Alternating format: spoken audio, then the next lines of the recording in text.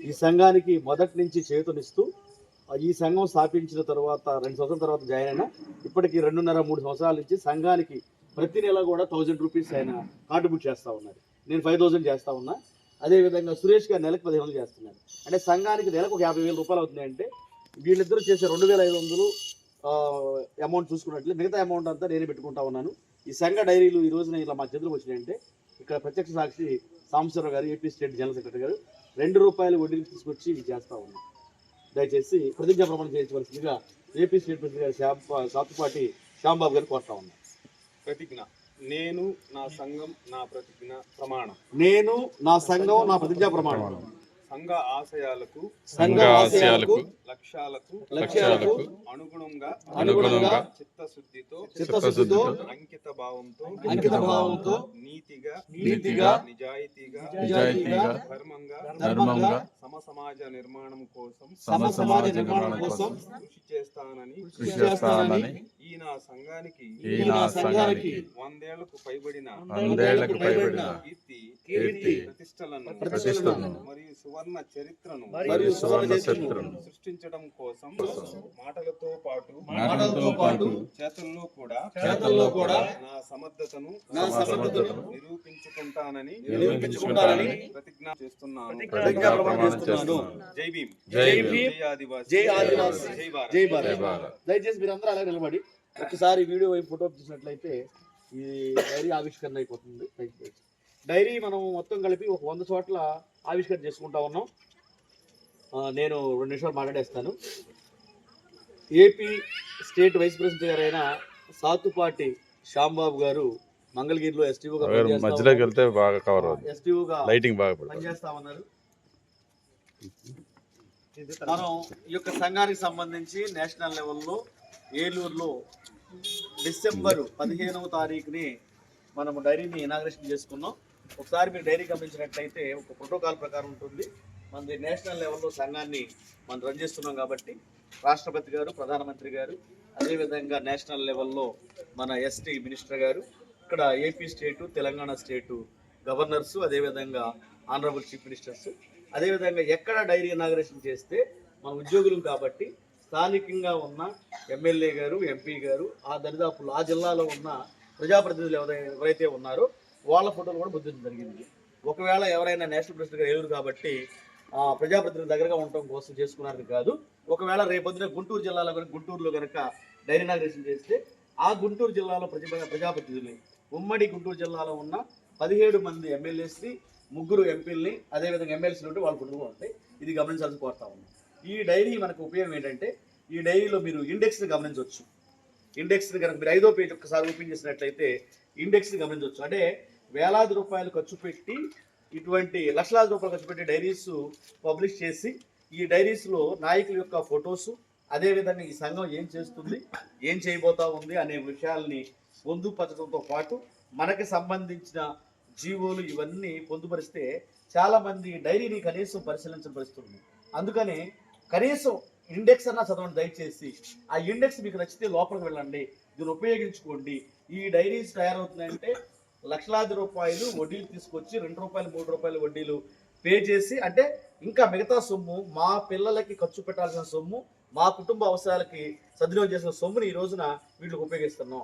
ఎందుకంటే ఉద్యోగులు Babasaheb doctor BR Ambedkar గారు నిరంతరము జీవితాంతకాల పోరాటం చేసి వారికి గురువులైన మహాత్మా పూలే, గౌతమ్ బుద్ధ, అదేవిధంగా మన ఈ యొక్క బ్యానర్ మీద కూడా ఫోటోలు ఉన్నాయి, అదేవిధంగా ఈ డైరీ మీద కూడా ఫోటోలు ఉన్నాయి. మీరు ఒకసారి ఇక్కడ గమనించినట్లయితే గౌతమ్ బుద్ధ, కబీర్దాస్, బిర్సా ముండా, మహాత్మా పూలే, సాదురాయ్ పూలే, డాక్టర్ బిఆర్ అంబేద్కర్, కొమరం భీం, సాహు మహారాజ్, పెరియార్ రామస్వామి నాయకర్, ఫాతిమా షేక్, నారాయణ గురు, వీళ్ళందరూ కూడా మన బహుజన పితామహులు, మాతామహులు. ఈ రోజున ఈ భారతదేశంలో బహుజనులు, ఎస్సీ, ఎస్టీ, బీసీ, మైనార్టీలు, స్త్రీలు ప్రత్యేకంగా ఈ రోజున ఈ హక్కులతో జీవిస్తూ ఉన్నారంటే ఈ మహనీయుల యొక్క జీవిత త్యాగాల పునాదుల మీద ఈరోజు మనం ఉంటా ఉన్నాం. వాళ్ళకి మనము కృతజ్ఞతగా ఉండవలసిన అవసరం ఉంది. ఇప్పుడు వారి ద్వారా ఏవైతే మనకి వివిధ రూపాల్లో రాజ్యాంగంతో సహా వివిధ రూపాల్లో ఏవైతే హక్కులు, అవకాశాలు వచ్చినాయో హక్కుల్ని, అవకాశాలని సమర్థవంతంగా సద్వినియోగం చేసుకుంటూ వాటిని పరిరక్షిస్తూ రాబోయే తరాలకు అందించడంలో మనం బాధ్యతతో వహించాలి. కాబట్టి మనము సంఘం యొక్క నినాదాల్లోనే బాధ్యత, కృతజ్ఞత అనేది కూడా చేర్చడం జరిగింది. కాబట్టి ప్రీమియర్ మిత్రులారా, ఇటువంటి యొక్క సమావేశం ఏర్పాటు చేసి ఇనాగ్రేషన్ చేస్తున్నందుకు మీకు హృదయపూర్వక ధన్యవాదాలు తెలియజేస్తున్నాం. మనము ఈ బహుజన భావజాలాన్ని స్ప్రెడ్ చేయడం కోసం, బహుజన భావజాలం అంటే సమన్యాయము, సామాజిక న్యాయమే బహుజన భావజాలం. అదేది వేరే రకంగా ఏమి కాదు. ఇది ఏ పార్టీకి సంబంధించింది కూడా కాదు. సమన్యాయం, సామాజిక న్యాయం ఈ దేశంలో జరిగినాయి కాబట్టి ఈ రోజు మనం ఉన్నాం. కాబట్టి ఆ భావజాలాన్ని మనం ముందుకు తీసుకెళ్తా ఉన్నాం. ఆ విషయాలన్నింటినీ కూడా దీంట్లో పొందుపరచడం జరిగింది. మనము అనేక సార్లు ఇలా మీటింగ్లు పెట్టుకోలేని సందర్భాల్లో యాక్చువల్గా మన సంఘానికి ఉన్న నినాదాల్లో మా ప్రతి సెలవు దినము, మా జ్ఞానము, జాతికి అంకితం, జాతి కోసం క్షేత్రస్థాయిలో పనిచేసేవరే మా నాయకులు, వారికే ప్రాధాన్యత అంటూ ఇచ్చిన నినాదాల్లో మనము ఇక్కడ మీరు కొన్ని పేజీల్లో ఇక్కడ ఏ రోజు ఇంపార్టెన్స్ ఏంటి, మీరు 13వ పేజీ, 14వ పేజీ, 15వ పేజీ గమనించినట్లయితే మన జీవితంలో పుట్టినరోజులు ఏ విధంగా అయితే ఉంటాయో, మనం బహుజనులు ఈ రోజు ఈ స్థాయిలో ఉండడానికి గల కారణాలు అంటే గతంలో అంటే చరిత్రలో కొన్ని ప్రత్యేకమైన దినాలు ఉన్నాయి. ఆ దినాలకు అనుసరించి మనం ఏం చేసామంటే ఏ రోజు ఇంపార్టెన్స్ ఏంటి అని చెప్పేసి ఈ డైరీలో కూడా పొందుపరచడం జరిగింది. దీనికి అనుగుణంగానే మనము క్షేత్రస్థాయిలో సభలు, సమావేశాలు నిర్వహించలేని సందర్భంలో ఆన్లైన్లో జూమ్ కానీ, గూగుల్ మీట్ కానీ మనం ఏర్పాటు చేస్తూ ఉన్నాము. ఎందుకంటే నిరంతరం కూడా వాస్తవికమైన జ్ఞానాన్ని మనం అర్థం చేసుకుని రాబోయే తరాలకి అందించాల్సిన అవసరం ఉంది. అయితే ఇటువంటి అనేక అంశాలు ఉన్నాయి. అదేవిధంగా దీంట్లో మనం ఆన్లైన్, ఆఫ్లైన్లో సమావేశాలు ఏర్పాటు చేసిన డీటెయిల్స్ కూడా ఇవ్వడం జరిగింది. సాక్షాత్తు మన బాబాసాహెబ్ డాక్టర్ బిఆర్ అంబేద్కర్ గారి మనవడు ప్రకాష్ అంబేద్కర్ గారు, లక్ష్మీ పద్మరావు గారు, ఇటువంటి ఎంతో మంది మేధావుల్ని మన వేదిక మీద, ఆన్లైన్ వేదిక మీద తీసుకొచ్చి ఎన్నో సభలు, సమావేశాలు మనం ఏర్పాటు చేయడం జరిగింది.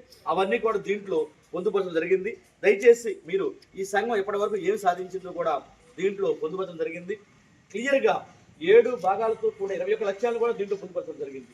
కాబట్టి మీరందరూ కూడా దీన్ని చదువుతారని, ఈ మంగళగిరి నియోజకవర్గంలో ఉద్యోగం చేస్తున్నా, నివసిస్తున్న మీ అందరికీ కూడా మేము విజ్ఞప్తి చేసేది ఏంటంటే, ఆదివాసులకు సంబంధించి ఈ భారతదేశంలో ప్రణాళికాబద్ధమైన, పటిష్టమైన ఒక పునాదు, ఒక భవనం అంటూ లేదు. భవనం అంటే నా ఉద్దేశం ఏంటంటే, మనం జీవితంలో ఎదగడం కోసం ఈ రోజున ఫర్ ఎగ్జాంపుల్ మాది కమ్యూనిటీ చెప్పుకోవాలంటే మందకృష్ణ మాదిక్ గారు ఉన్నారు. వాళ్ళ కమ్యూనిటీస్ నుంచి ఒక నాయకుడు ఎదిగారు. అదేవిధంగా అనేక గ్రూపులు కానీ, వర్గాలు కానీ తీసుకున్నట్లయితే వాళ్ళు ఉన్నారు. ఈ రోజున ఎస్టీల్లో పరీక్షించినట్లయితే ఎక్కడా కూడా ఒక సింగిల్ నాయకుడు అంటే ఒక ప్రభుత్వం కానీ లేకపోతే సమాజం కానీ ఈ ఎస్టీలకి నాయకుడు ఎవరు అని ఒకసారి ఆలోచించినట్లయితే నాయకులు లేని సమూహం లాగా ఉంది. నాయకులు లేని సమూహం వాళ్ళ హక్కుల్ని వాళ్ళు వినియోగించుకోలేరు, పరిరక్షించుకోలేరు, అవకాశాలను కూడా వినియోగించుకోలేరు. అదేవిధంగా వాళ్ళ మీద జరిగే అట్రాసిటీస్ కానీ, ఇంకా అనేక దాడులు కానీ, వీటన్నిటిని కూడా అరికట్టాలంటే ఒక నాయకుడు కావాలి. ఆ నాయకుడితో పాటు నాయకత్వ శ్రేణి కూడా ఉండాలి. ఇక్కడ మన విగోస్ని వాటిని పక్కన పెట్టుకుని, మన స్వార్థాన్ని, ద్వేషాన్ని, వీటన్నిటిని కూడా అదుపు చేసుకుని మనందరం కలిసి అంచెలంచెలుగా మనం ఎంత కష్టపడితే ఆ స్థాయిలో మనం ఉంటాం.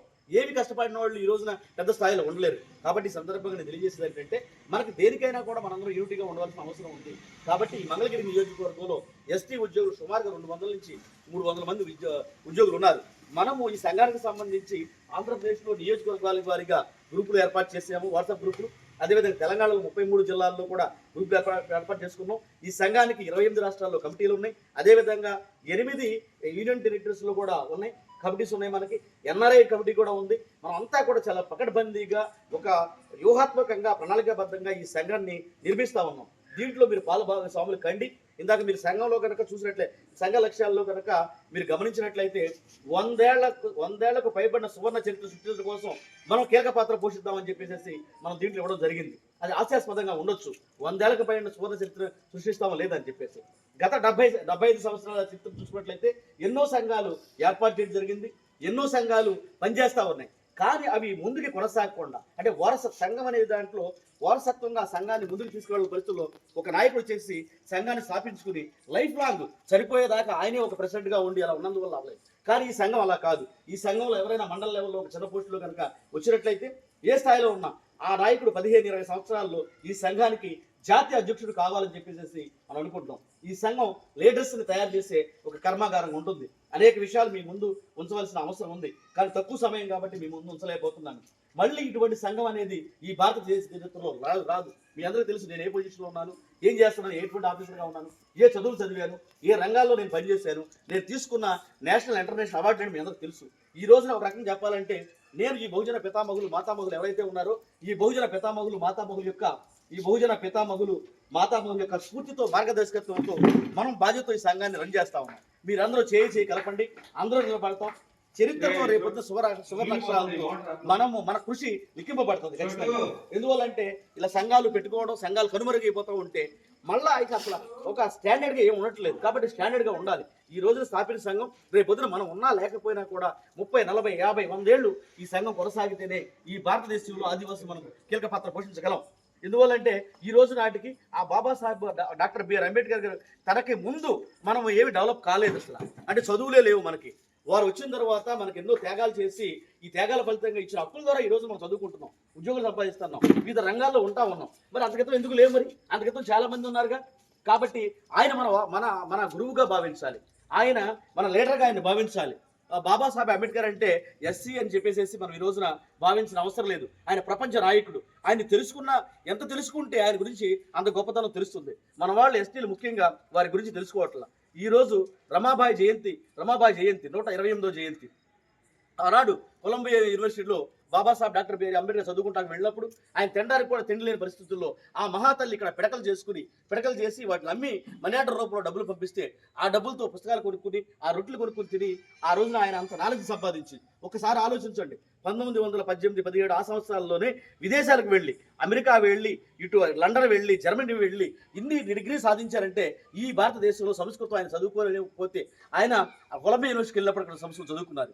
ఇదే కాదు, ఈ భారతదేశమే కాదు ఈ ఏషియన్ కంట్రీస్ నుంచి విదేశాలకు వెళ్ళి మొట్టమొదటిగా ఆర్థిక శాస్త్రంలో పీహెచ్డీ చేశారు. ఇలా చెప్పుకుంటా పోతే చాలా అంశాలు ఉన్నాయి. అంటే ఆ రోజున రమాబాయి అంబేద్కర్ ఎన్ని త్యాగాలు చేసిందంటే ఆ త్యాగాలు చెప్పడానికి కూడా అలివి కానివి. ఈ రోజు జయంతి వారిది. ఈ జయంతిని ఈ రోజున ఇక్కడ నిర్వహించుకుంటా ఉన్నాం. ఇంతకుముందు 5వ తారీఖునే మనం ఆన్లైన్లో ముందుగానే ఈ జయంతిని నిర్వహించుకున్నాం. అంబేద్కర్ గారికి 5 పిల్లలు ఉంటే ఒక పాప, 4 అబ్బాయిలు అయితే ఒక పాప హిందూ అని. అదేవిధంగా ఇప్పుడు ఎవరైతే ప్రకాష్ అంబేద్కర్ గారు, భీమరావు అంబేద్కర్ ఉన్నారో వాళ్ళ నాన్నగారు యశ్వంత్ అంబేద్కర్ గారు. అంటే అంబేద్కర్ గారికి 5 పిల్లల్లో 4 పిల్లలు చనిపోయారు. ఎందుకు చనిపోయారంటే ఆయన ఆర్థిక స్థితి బాగోక పేదరికంలో ఉంటాకంటే ఆ రోజుల్లోనే అన్ని పీహెచ్డీలు చేస్తే ఆ రోజుల్లోని విదేశాల్లో ఉద్యోగాలు చేసుకుంటే లక్షలాది రూపాయలు సంపాదించే అవకాశం ఉంది. కానీ ఈ భారతదేశంలో ఉన్న స్థితిగతులు, ఈ భారతదేశంలో ఉన్న వర్ణ వ్యవస్థ, కుల వ్యవస్థ, దీనివల్ల మనిషిగా కూడా గుర్తింపట్లేదు. వీళ్ళకి హక్కులు ఇవ్వాల్సిన అవసరం ఉంది, అవకాశాలు కల్పించాల్సిన అవసరం ఉందని చెప్పేసి ఆయన సొంతంగా నిలబడగలిగే శక్తి అంతా ఉన్నా కూడా, లక్షలాది రూపాయలు, కోట్లాది రూపాయలు సంపాదించుకునే అవకాశం ఉన్నా కూడా మన కోసం త్యాగం చేసే సందర్భంలో 4 బిడ్డలు, ఆడపిల్లతో సహా 10 సంవత్సరాల వయసులోపే 4 బిడ్డలు కూడా చనిపోయింది. వాళ్ళల్లో 2వ అబ్బాయి గంగాధర్ చనిపోయినప్పుడు ఎటువంటి విషాదమైన అది పరిస్థితి అంటే ఆ రోజున చిన్నపిల్లవాడు చనిపోవడం ఒక ఎత్తు అయితే ఆ పార్థివ దేహం పైన ఒక కొత్త గుడ్డ కూడా కప్పడానికి డబ్బులు లేకపోతే ఆ మహాతల్లి రమాబాయి అంబేద్కర్ గారు ఇలా చూస్తూ పిల్లవాడి మీద కొత్త గుడ్డ కప్పాలి పార్థివ దేహం పైన, డబ్బులు ఇవ్వని చెప్పి చూపిస్తే ఆయన కోటు జేబుల్లో 2 చేతులు ఇలా పెట్టి డబ్బులు లేవని చూపిస్తే ఆ మహాతల్లి పంపిడి సింగుని చింపి ఆ పార్థివ దేహం మీద వేసింది. ప్రియమైన మిత్రులారు, ఒక్కసారి ఆలోచించండి. అంటే తన కన్న కొడుకు చనిపోతే ఎందుకు చనిపోయాడు? ఈయన ఈ యొక్క భారతదేశం యొక్క ప్రజల్ని పైకి తీసుకురావాలని చెప్పేసి ఆయన ఉద్యోగం ఏదో చిన్న ఉద్యోగం అంటే లాయర్గా ఆయన ప్రాక్టీస్ చేస్తూ ఆయన జీవితాన్ని మొత్తాన్ని దేశానికి త్యాగం చేస్తూ ఉన్న సందర్భంలో పేదరికంలో ఉండి సమయానికి ఇంటికి లేక పిల్లలు అనారోగ్యం పాలైపోయినా కూడా ఆయన మంచి బాగోగులు చూసుకోవడానికి అవకాశం లేని సందర్భంలో ఆ బిడ్డ చనిపోతే ఆ బిడ్డ మీద కప్పడానికి కొత్త గుడ్డగాలు లేకపోతే పంపిడి సింగుని తల్లి కట్ చేసి అలా కప్పిందంటే ఆ మనసు ఎలా ఉండదు చూడండి. అటువంటి త్యాగాలు ఎన్నో చేశారు. అటువంటి త్యాగాల వల్ల ఈరోజు మనం ఎలా ఉన్నాం. కాబట్టి నా ప్రియమైన ఎస్టీ సోదరులారా, అంబేద్కర్ని మన ఇంట్లో ఫోటో పెట్టుకోవాల్సిన అవసరం ఉంది. ఆయన్ని ఎస్సీగా గుర్తించడం కాదు, మనము ప్రపంచ మేధావిగా గుర్తించాల్సిన అవసరం ఉంది. దయచేసి ఆయన లేకపోతే మనకు జీవితం లేదు. చాలా మంది ఎస్టీలకు ఏం చేశారు, బీసీలకు ఏం చేశారు అంటారు. ఎన్లిస్ట్ ఆఫ్ క్యాస్ట్, కుల నిర్మూలన అనే గ్రంథం చదివిన, ఆయన జీవిత చరిత్రను మొత్తం చదివిన, ఆయన సాధించిన అంశాలు చదివితే అప్పుడు ఎవరు ఏంటి చేశారని చెప్పేసి అర్థమవుతూ ఉంటుంది. ఏమి పుస్తకాలు చదవకుండా, భావజాలం చదవకుండా, సిద్ధాంతం చదవకుండా, ఆయన కృషి జరిపిన ఆ కృషిని మనం తెలుసుకోకుండా అంబేద్కర్ గారి మహాశయుడిని, లేకపోతే మహాత్మా పూలేని, గౌతమ్ బుద్ధాని వీళ్ళందరినీ కూడా మనం విమర్శిస్తే ఉపయోగం లేదు. ఈ సందర్భంగా మీ అందరూ తెలియజేసేది ఏంటంటే ఇప్పుడు మీకు ఒక మంచి అవకాశం వచ్చింది, మనందరికి మంచి అవకాశం వచ్చింది. ఈ రాజ్యాంగం ప్రకారమే మనం చేస్తున్నాం. ఎవరు భయపడిన అవసరం లేదు. ఇదే సందర్భాల్లో మన ఉద్యోగులకి అనేక సమస్యలు వచ్చినప్పుడు ఆ సమస్యల్ని పరిష్కరించడం కోసం ఈ సంఘాలు కావాలి, నాయకులు కావాలి. కానీ వాళ్ళు మీటింగ్లు రావడానికైతే టైం ఉండట్లేదు. ఏమవుతుంది, వస్తే డెవలప్ అవుతాం, నాలెడ్జ్ పెంచుకుంటాం. దయచేసి మీరు అందరూ కూడా ఒక్కొక్కరితో మాట్లాడి చక్కగా వాళ్ళందరూ కూడా వాట్సాప్ గ్రూప్లో జాయిన్ చేయండి. ఇక్కడ జరిగే విషయాలు చెప్పండి. వాస్తవం ఏదైతే ఉందో ఈ రోజు చెప్పగలిగితేనే రేపు పొద్దున ఈ భారతదేశంలో మనం కీలక పాత్ర పోషించగలం. లేదు అంటే ఈ యొక్క కేవలము విద్యకి ఉద్యోగుల మాత్రం పరిమితం అయిపోతే మిగతా రంగాల పరిస్థితి ఏంటి, వాణిజ్య రంగం పరిస్థితి ఏంటి, అదేవిధంగా వ్యాపార రంగం ఏంటి, ఆర్థిక రంగం ఏంటి, రాజకీయ రంగం ఏంటి, ఈ రంగాలు ఏటుల్లో లేకుండా మనం ఇక్కడే ఉండిపోదామా? ఏనాటికని ఈ భారతదేశాన్ని పరిపాలించగలిగే స్థాయికి ఈ ఆదివాసులు ఎదగవలసిన అవసరం ఉంది. అందుకంటే దీర్ఘకాల లక్ష్యాలు మనం ఏర్పాటు చేసుకుని ఈ రోజు మనం వర్క్ చేస్తా ఉన్నాం. దయచేసి మీరు అందరూ కోఆపరేట్ చేస్తారని తెలియజేసుకుంటూ మీ అందరికీ హృదయపూర్వక ధన్యవాదాలు తెలియజేసుకుంటా. తర్వాత మీరు అందరూ కూడా తెలక 2 నిమిషాలు దయచేసి మాట్లాడాల్సిన కోరుతా ఉన్నా. దయచేసి ఒక్కసారి డైరీని ఒక్కసారి అలా చూపించి మళ్ళీ ఒక్కసారి మీరందరూ కూడా ముందు చూపించండి. ఆవిష్కరణ జరుగుతుంది.